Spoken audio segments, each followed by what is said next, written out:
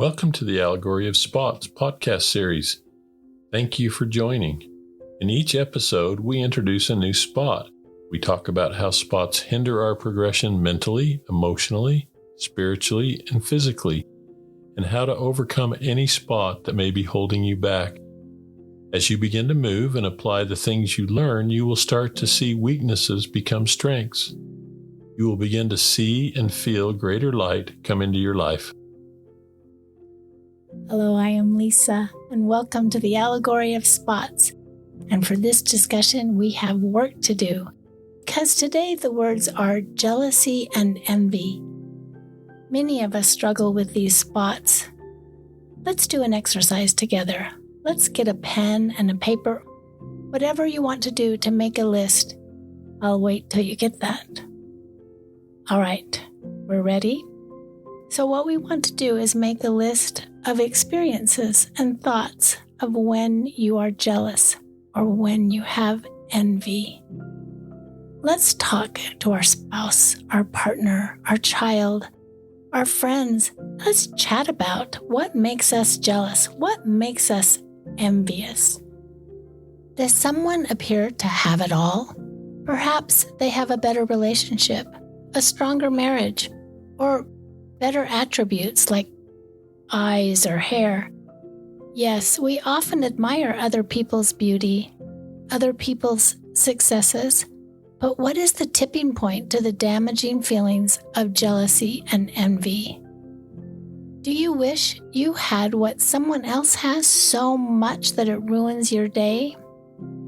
Sometimes we jokingly say, "You have the best," and I'm going to pause there and let you fill in the blank, followed up with, "I hate that you have that and I don't."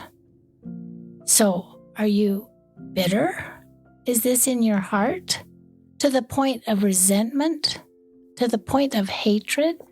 Do you feel like you now have a rivalry with that person and feelings of inferiority? Let's look at what the scriptures say about jealousy and envy.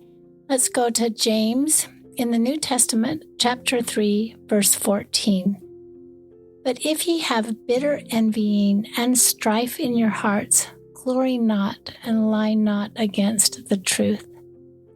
Let's go to the Old Testament in Proverbs about jealousy, chapter 6, verse 34. "For jealousy is the rage of a man, therefore he will not spare in the day of vengeance." This is a way for you to solve jealousy and envy. Pray to God to help us with and get us through our jealous feelings. God will be right by our side. We can overcome jealousy and envy, and this is done through empathy and compassion. When we understand that success is loving your neighbor as you love yourself. Yes, there it is again, the second great commandment. We must understand someone's success and admire and learn from it. We must pray to not judge and pray that we will see who we are, how immense our potential is, and that we will awaken ourselves and we will also see our brothers and sisters as their potential.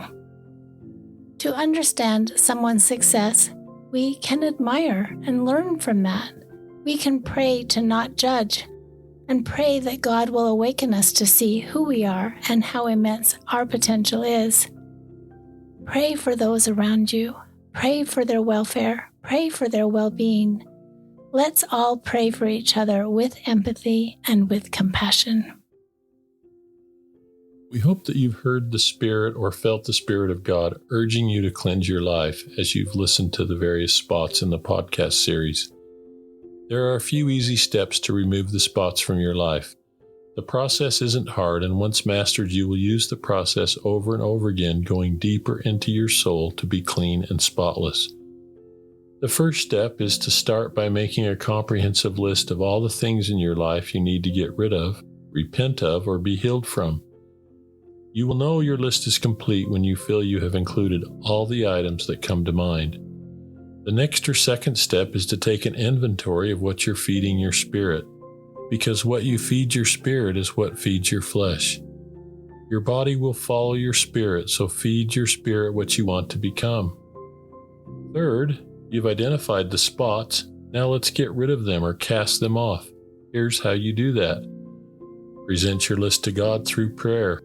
Ask Him for help. As you pray, ask God to remove your spots, to literally take them from you. Remember, it gets easier.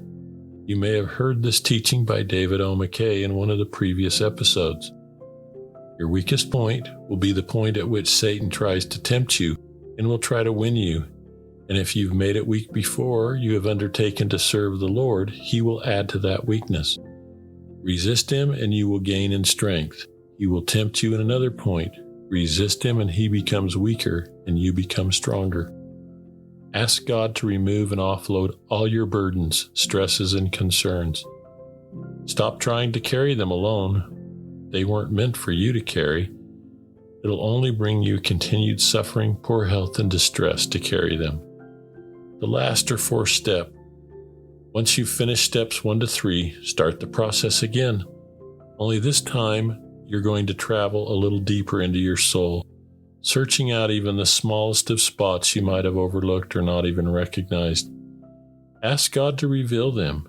He has a way of bringing them to the surface so that you'll see them. This is truly a personal experience with you and God as He helps you in the cleansing process. And finally, continue these steps until you've completely cleansed yourself of any and all spots. Then move forward by using the atonement of Jesus Christ each and every day to keep yourself unspotted.